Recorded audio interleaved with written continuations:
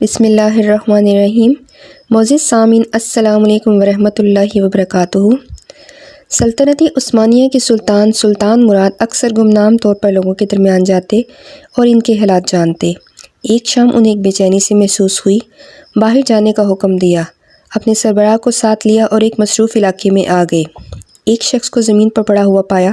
سلطان نے اسے اٹھایا لیکن وہ مر چکا تھا اور لوگ اپنا اپنا کاروبار کرنے میں مصروف تھے۔ کسی کو بھی زمین پر پڑے اس شخص کی کوئی پرواہ نہ تھی۔ لوگوں نے سلطان کو نہ پہچانا اور پوچھا کہ وہ کون ہے۔ سلطان نے کہا، یہ شخص زمین پر مردہ کیوں ہے اور کسی کو اس کی پرواہ بھی نہیں ہے؟ اس کا خاندان کہاں ہے؟ لوگوں نے کہا، یہ تو شرابی اور زنا کرنے والا ہے۔ سلطان نے فرمایا، کیا یہ محمد صلی اللہ علیہ وسلم کی امت میں سے نہیں ہے کہ کوئی اسے اس کے گھر لے جائے؟ لوگ مردہ شخص کو اس کے گھر لے آئے۔ جب وہ وہاں پہنچے تو سب چلے گئے۔ سلطان اور اس کا معاون وہیں رکے رہے۔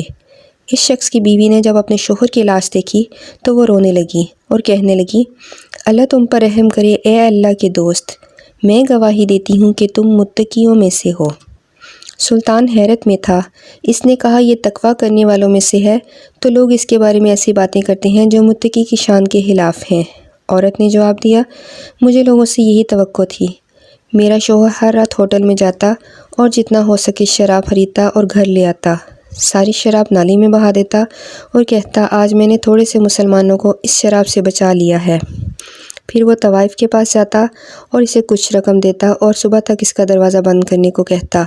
پھر گھر واپس آ جاتا اور کہتا، آج میں نے ایک نوجوان عورت اور مومن مرد کو بچا لیا ہے۔ لوگ اسے شراب خریدتے دیکھتے اور طوائفوں کے پاس جاتے دیکھتے تو اس وجہ سے اس کے بارے میں ایسی باتیں کرتے۔ ایک دن میں نے اس سے کہا، جب آپ مر جائیں گے تو آپ کو نہلانے والا کوئی نہ ہوگا، آپ کے لیے دعا کرنے والا کوئی نہیں ہوگا اور آپ کو دفنانے والا کوئی نہ ہوگا۔ اس نے ہنس کر جواب دیا، خوف نہ کر، مومنوں کے سلطان متقیوں کے ساتھ میرے جسم پر دعا کریں گے اور مجھے غسل بھی دیں گے۔ سلطان رونے لگا اور کہنے لگا، اللہ کی قسم، اس نے سچ ہی کہا تھا، کیونکہ میں ہی سلطان مراد ہوں۔ کل ہم اس کو غسل بھی دیں گے، اس پر دعا بھی کریں گے اور اس کو دفنانے کا انتظام بھی کریں گے۔ پھر ایسا ہی ہوا۔ سلطان نے علماء، متقی لوگوں اور عوام کے ساتھ مل کر اس کے لیے دعا کی۔ دوستو، ہم لوگوں کو ان باتوں سے جانتے ہیں جو ہمیں ظاہری طور پر دکھائی دیتا ہے اور ان کے بارے میں لوگوں سے سنتے ہیں۔ ہمیں تو ہمارا اللہ ہی بہتر جانتا ہے، اس سے کوئی فرق نہیں پڑتا کون اچھا جانتا ہے اور کون برا۔ اللہ تعالی ہم سب کا خاتمہ ایمان بالخیر پر کرے، آمین ثم آمین۔